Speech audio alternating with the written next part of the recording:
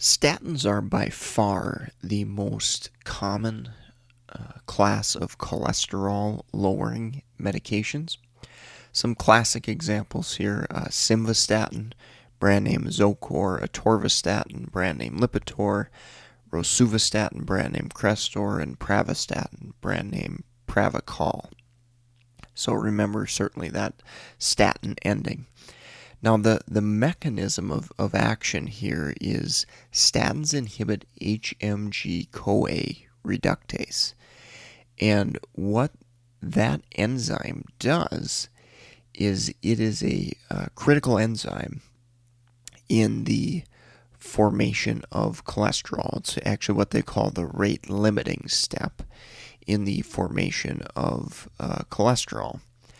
So in particular, what we do with statins is by inhibiting this enzyme, we ultimately reduce the production of LDL, which is classically called the bad cholesterol.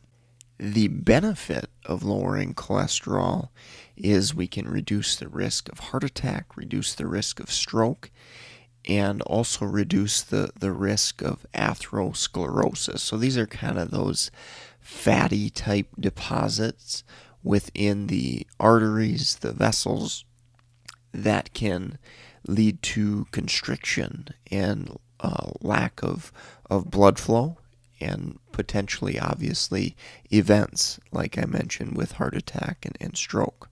Now, I did want to talk about dosing and timing of taking the dose of statin medications. Cholesterol is primarily produced at night, and so this is often why you will see these medications dosed at night.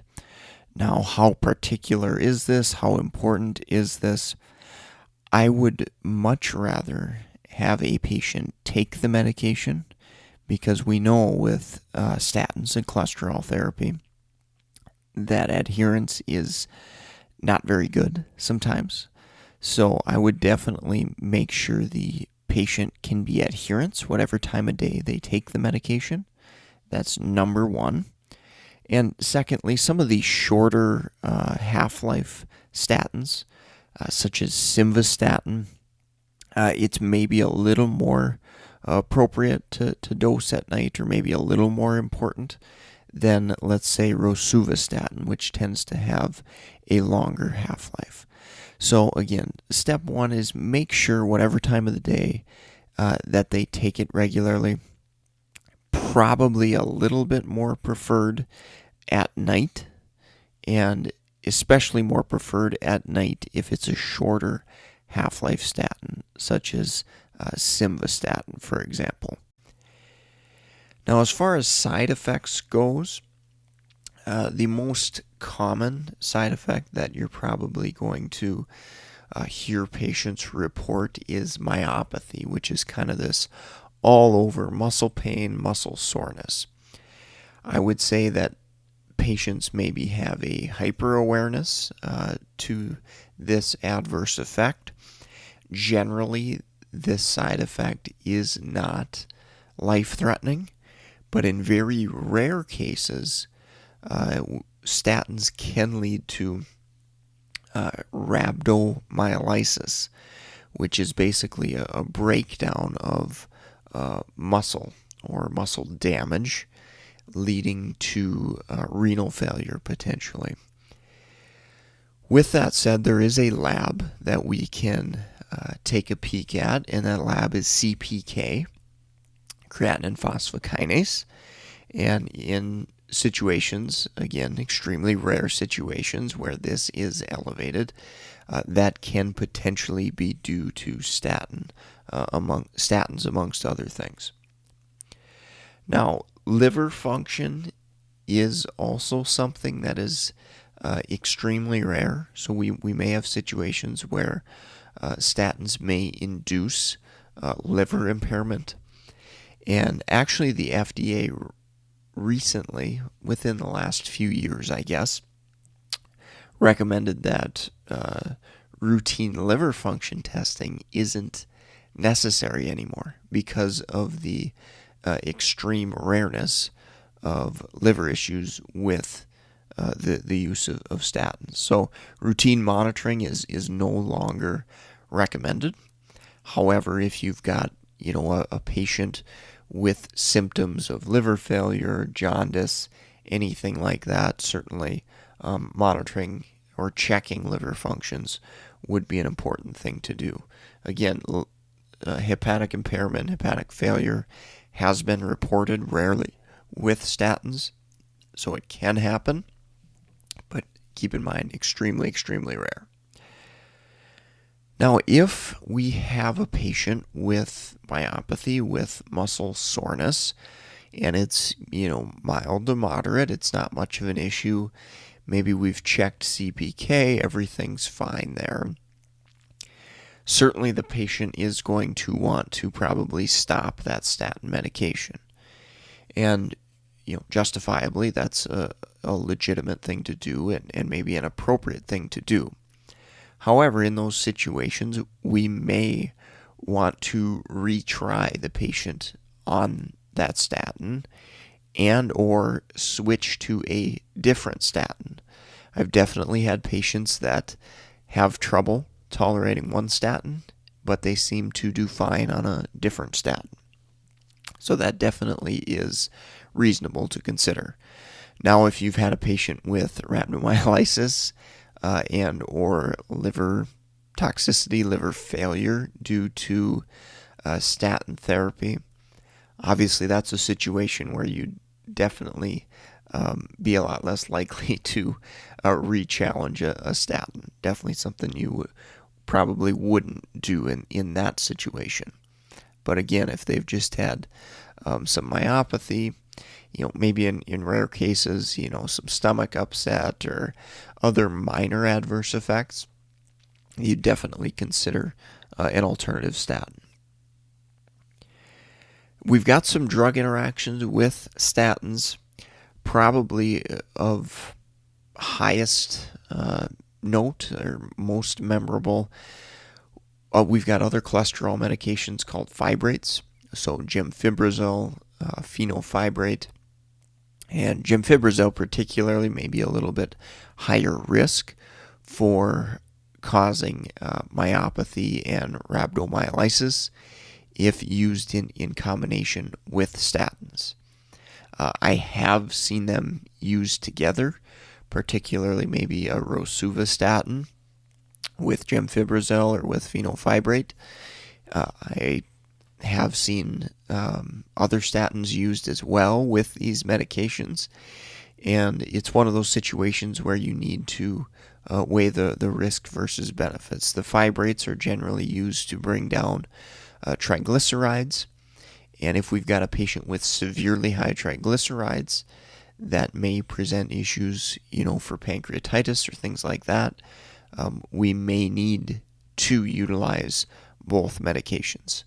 Again, I'll talk about fenofibrates in another podcast, but just something to think about there. Other drug interactions. So simvastatin and atorvastatin, rosuvastatin, those three tend to be more along the lines of having drug interactions with medications and natural supplements that interact with CYP3A4. So grapefruit juice is a classic example there. Grapefruit juice can inhibit CYP3A4 and increase the concentrations of statins. So what that says, if you've got a patient that is on a statin and now they're taking more grapefruit juice, you may see an increased incidence in adverse effects and concerns because you've got higher concentrations. So again, simvastatin, atorvastatin, rosuvastatin, those are probably the most common ones that tend to have more interactions with 3A4. Pravastatin and rosuvastatin tend to have less drug interactions via 3A4. A couple of other drug interactions that I definitely want to make note of. Simvastatin and amlodipine. So amlodipine is a calcium channel blocker really commonly used for blood pressure. simvastatin and diltiazem, simvastatin and amiodarone. Those are all situations where we've got to limit the dose of simvastatin. And with that said, oftentimes, if I'm going to recommend a statin medication in a patient that's never been on one before, I generally tend to lean towards atorvastatin first line. So there's a couple of reasons why I would generally lean towards atorvastatin. And again, this is, going to be in a patient that maybe isn't on many medications and we don't have any concern for drug interactions that way. But the first reason is atorvastatin tends to be a little less severe, at least in my experience, as far as the drug interactions go. Whereas simvastatin, like I mentioned, has some of those dose restrictions with that diltiazem, amiodarone, and amlodipine, which are fairly commonly used medications. The second reason why I oftentimes would recommend atorvastatin would be that we can get to a higher level of cholesterol lowering intensity. So there are many of these drugs that have, many of these statins that have different intensity levels. So some common examples here, low intensity is pravastatin. It tends to not be quite as potent of a medication. So pravastatin 10 to 20 milligrams is low intensity. Simvastatin 5 to 10 milligrams is low intensity. Moderate intensity, we've got simvastatin 20 milligrams. We've got atorvastatin 10 to 20 milligrams. And Crestor rosuvastatin 5 to 10 milligrams. Now, atorvastatin has the advantage of having therapeutic doses in the high intensity range, as well as rosuvastatin. Atorvastatin 40 to 80 milligrams is high intensity, so a greater than 50% reduction in LDL. And rosuvastatin, again, also in the high intensity category, that 20 to 40 milligram range, again, can reduce LDL greater than 50%. So the low intensity is generally less than 30% LDL reduction. Moderate intensity is 30 to 50% LDL reduction. And high intensity is 50 plus percent reduction in LDL. Now, I did talk about myopathy a little bit, and I wanted to mention that, if you start a patient on simvastatin or atorvastatin and they have muscle pain, muscle soreness, the patient's going to be very reluctant to try another statin oftentimes. You're going to want to gauge that risk of that patient. If this is a patient that has multiple heart attacks, you're going to want to do your due diligence to try to get them on a statin, because it can be very, very helpful in reducing the risk of another event. With that said, if they've tried simvastatin and atorvastatin, oftentimes pravastatin or rosuvastatin, because of the way the medications are broken down, the chemical makeup of the medications, they tend to maybe be slightly different, and you may have a better chance of the patient tolerating rosuvastatin or pravastatin compared to atorvastatin and switching them to simvastatin. So again, atorva and simva kind of have, maybe a little bit more similar chemical makeup. Pravastatin and rosuvastatin tend to maybe be a little bit different. Again, this is just kind of, clinical pearls, that type of thing. We certainly can have patients that have myopathy, muscle soreness, or other adverse effects to numerous cholesterol medications. With where we're at in monitoring and assessing patients for the use of statin medications, I did want to alert you to a helpful tool, cvriskcalculator.com. The Mayo Clinic also has a statin decision-making tool as well. And within that risk calculator, there's things like smoking, diabetes, hypertension, obviously cholesterol levels, and age.